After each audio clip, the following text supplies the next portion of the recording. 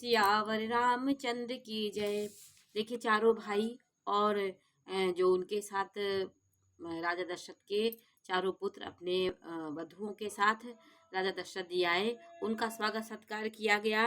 और रामचंद्र जी से माताएं पूछ रही हैं कि कैसे आप सुबाहु को मारे, कैसे तुमने इतने बड़े बड़े काम किए, कैसे तुमने धनुष तोड़ा। सारी बातें माताएं उनसे पूछ रही हैं।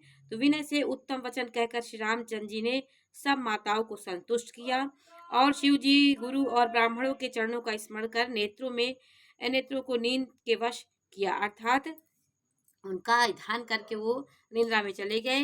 वीरानिया कहती है कि हे सजनी देखो रात्रि की कैसी शोभा है, जिसने अयोध्या पूरी विशेष शोभित हो रही है।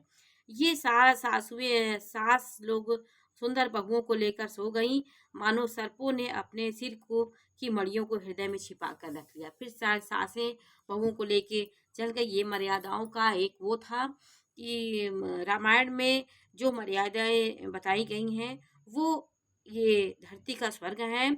और ब्राह्मणों, देवताओं, गुरु, पिता और माताओं की वंदना करके आशीर्वाद पाके भाई प्रसन्न थे। माताओं ने आदर के साथ उनके मुखों को देखा, फिर राजा के साथ दरवाजे से बाहर पधारी। राजा ने देखती उन्हें हृदय से लगा लिया। तदंतर वे आज्ञा पाकर हर्षित हो गए। श्री रामचंद्र जी के दर्शन कर नेत्रों के लाभ सब की सीमा न रही, सभी लोग शीतल हो गए। फिर मुनि वशिष्ठ और विश्वामित्र आए। राजा ने उनको सुंदर आसनों पर बैठाया, पुत्र समेत पूजा पाठ कराया, उनके चरणों की वंदना की। इस प्रकार आनंद का माहौल वातावरण हो गया था। दिन पे दिन नया उत्साह बढ़ता जाता था। वाम देवी जी बोली कि ये सब सत्य है। विश्वामित्र जी स्वयं कीर्ति और तीन लोकों में छाई है। इस प्रकार शुभ मुहूर्त सोच कर सुंदर कंकड़ खोले गए।